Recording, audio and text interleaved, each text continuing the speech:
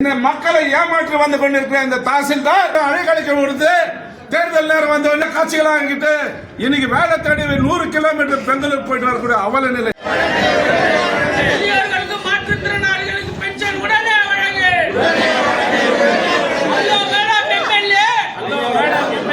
ஓட்ட மட்டும் வாங்குறிய பென்ஷன் வந்து கேட்டியா? மேடம் எம்எல்ஏ பிச்சர் எம்பி ஓட்ட மட்டும் வாங்குறிய பென்ஷன் வந்து கேட்டியா? மக்களை நீயே சந்தி மாற்றுத்திறனாளிகள் பென்ஷனை உடனே வழங்கு.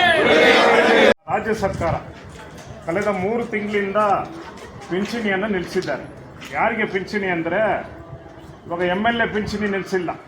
MLA ಸಂಬಳ ಏನಂದರೆ ಒಂದು ತಿಂಗಳಿಗೆ 2 ಲಕ್ಷ 2.5 ಲಕ್ಷ ಬರುತ್ತೆ ಅವರ ಪೇಮೆಂಟ್.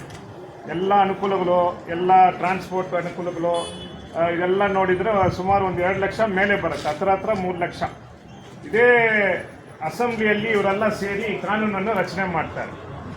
MLAಗಳಿಗೆ ಈ ವರ್ಷದಿಂದ 1 ಲಕ್ಷ ಜಾಸ್ತಿ, MP ಈವನ್ ಪಾರ್ಲಿಮೆಂಟಲ್ಲಿ ಕೂಡ MPಗಳ ವೇತನವನ್ನು ಹೆಚ್ಚು ಮಾಡ್ತಾರೆ. ಇದೆಲ್ಲ ಕೂಡ ಮಾಡ್ತಾ ಬರ್ತಾ ಇದ್ದಾರೆ. ಅಂದರೆ ಅಸೆಂಬ್ಲಿ ಇರೋದು, ಪಾರ್ಲಿಮೆಂಟ್ ಇರೋದು ಈ ಕಾನೂನುಗಳನ್ನು ರಚನೆ ಮಾಡೋಕ್ಕೆ.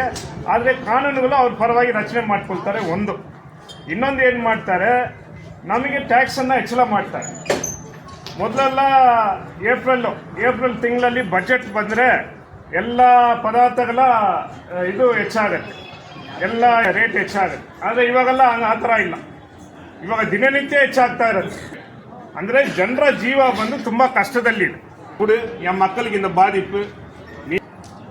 ಆ ಸಂದರ್ಭದಲ್ಲಿ ಏನು ಮಾಡಿದ್ದಾರೆ ಈ ರಾಜ್ಯ ಸರ್ಕಾರ, handicap pension, old age pension ಮತ್ತು ವಿಧವೆಯರ ಪೆನ್ಷನ್ ಇವರಿಗೆಲ್ಲ ಕಳೆದ 3 ತಿಂಗಳಿಂದ ನಿಲ್ಲಿಸಿದ್ದಾರೆ. ನಮ್ಮ KGF ತಾಲೂಕಲ್ಲಿ ಎಷ್ಟು ಒಟ್ಟು ಪೆನ್ಷನ್ದಾರರಂದರೆ ಒಟ್ಟು 14,000 ಚಿಲ್ಲರೆ ಇದ್ದಾರೆ, 40,000 ಜನ ಇದ್ದಾರೆ.